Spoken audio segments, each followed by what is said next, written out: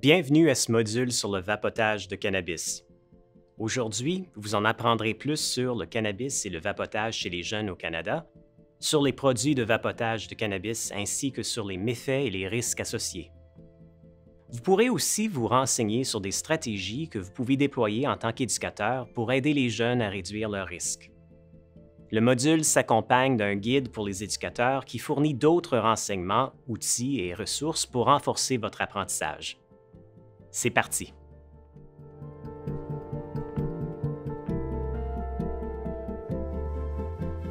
Le cannabis est la substance la plus couramment consommée par les jeunes au Canada après l'alcool. Selon l'enquête canadienne sur le tabac, l'alcool et les drogues chez les élèves de 2019, les élèves de la 7e à la 12e année avaient en moyenne 14 ans lorsqu'ils ont consommé du cannabis pour la première fois. Et 42 % des jeunes qui avaient consommé du cannabis l'avaient vapoté. Il s'agit d'une hausse de 12 % depuis 2016. Selon la recherche, consommer du cannabis pendant l'adolescence et en consommer chaque jour ou presque chaque jour peut augmenter le risque d'effets néfastes pour la santé mentale et physique. Cela peut aussi augmenter le risque de comportements dommageables pour la santé, comme la conduite avec faculté affaiblie, et influer sur le rendement scolaire. Pour mieux comprendre ce qu'est le vapotage de cannabis, voici d'abord quelques renseignements de base sur cette substance.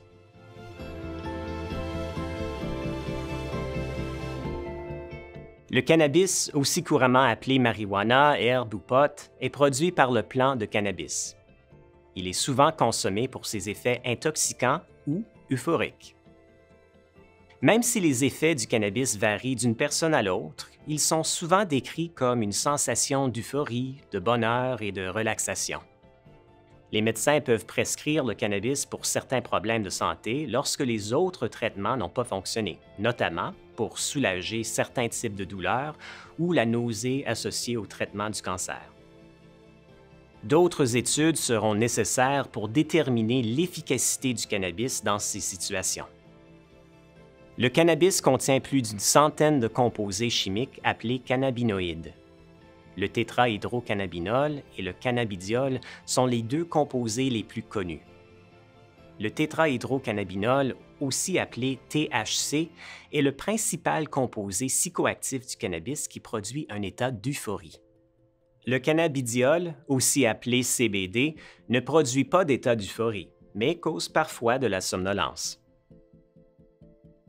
Les effets du cannabis varient d'une consommation à l'autre et d'une personne à l'autre.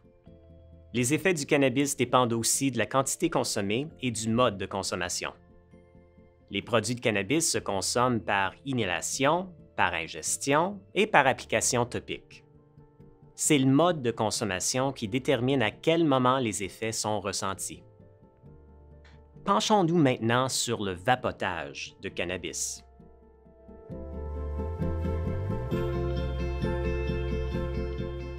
Le vapotage permet de consommer du cannabis par inhalation.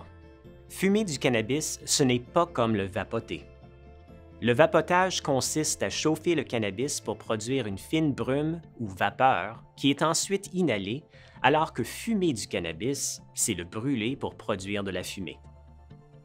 Le vapotage ne nécessite aucune flamme ni combustion, mais il vous expose malgré tout à des produits chimiques qui se forment pendant le chauffage et qui peuvent être nocifs pour la santé pulmonaire.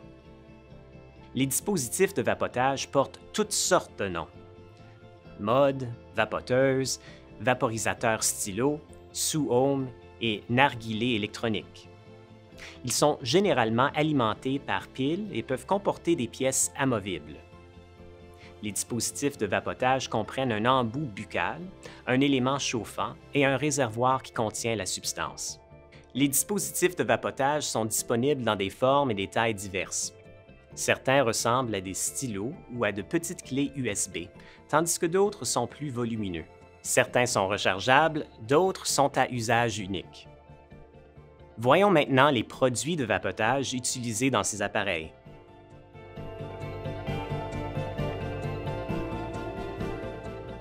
Les produits de vapotage du cannabis peuvent contenir du THC, du CBD ou les deux. Se présentent sous forme de liquide, d'huile ou de solide, comme de la cire ou des fleurs séchées. sont offerts dans plusieurs saveurs, notamment de friandises ou de desserts, ce qui rend ces produits plus attrayants pour les jeunes. La teneur en THC et en CBD des produits de vapotage varie. Les huiles et la cire, aussi appelées concentrées, présentent généralement des teneurs supérieures en THC, allant de 50 à 80 %, parfois plus, comparativement à des produits comme les fleurs séchées qui contiennent de 10 à 25 % de THC.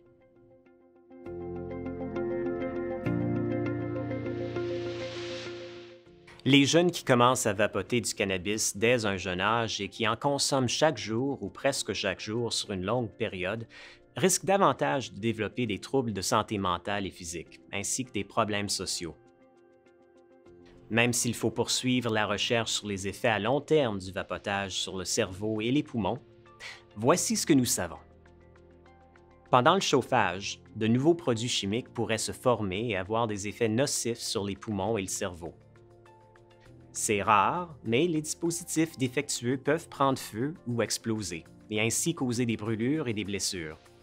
Il y a aussi un risque d'incendie ou d'explosion si les dispositifs sont modifiés pour être utilisés avec des substances autres que celles prévues.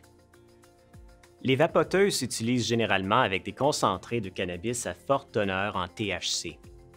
La consommation de produits puissants sur une courte période pourrait mener à une surintoxication et à un empoisonnement.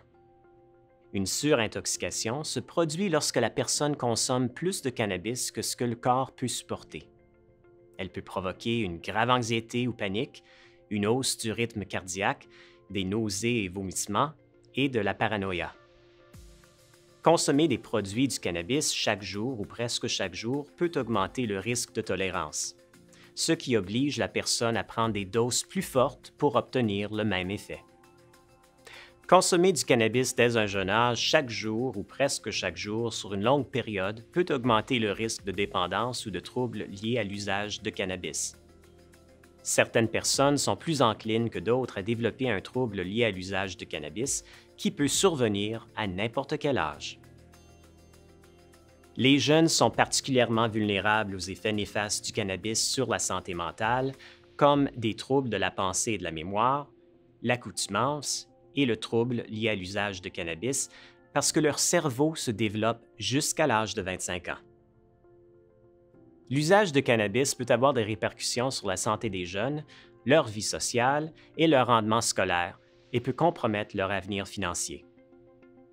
Quel que soit le mode de consommation, le cannabis reste du cannabis et en consommer n'est pas sans risque.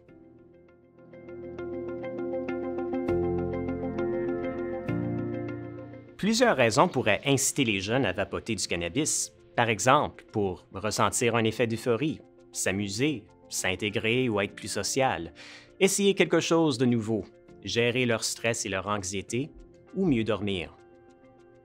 Peu importe la raison pour laquelle ils consomment, les jeunes doivent pouvoir s'informer sur le cannabis et le vapotage. Mais comment amorcer la discussion? Aborder le sujet avec ouverture, sans jugement et en restant factuel pour établir un lien éducateur-élève positif.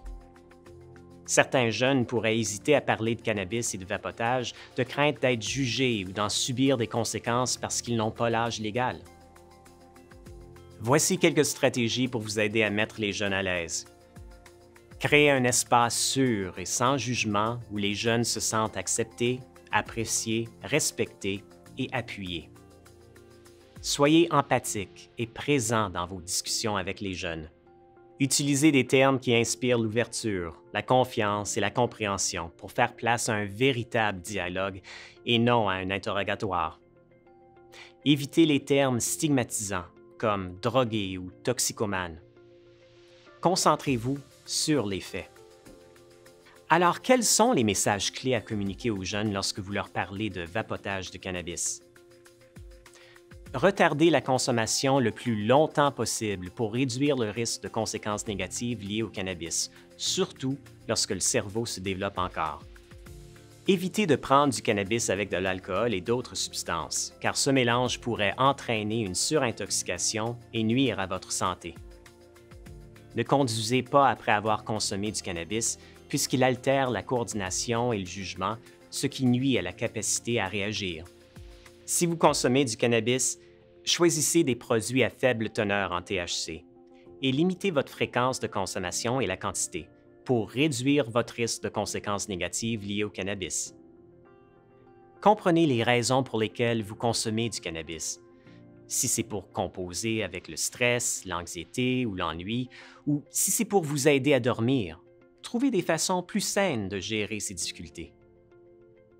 Les jeunes font leurs propres recherches sur le cannabis et le vapotage, ou sur d'autres substances.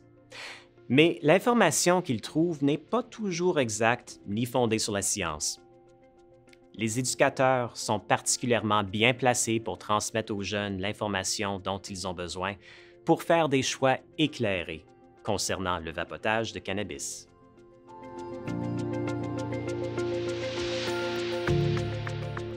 Voici les principaux points à retenir de ce module. Le cannabis affecte tout le monde différemment.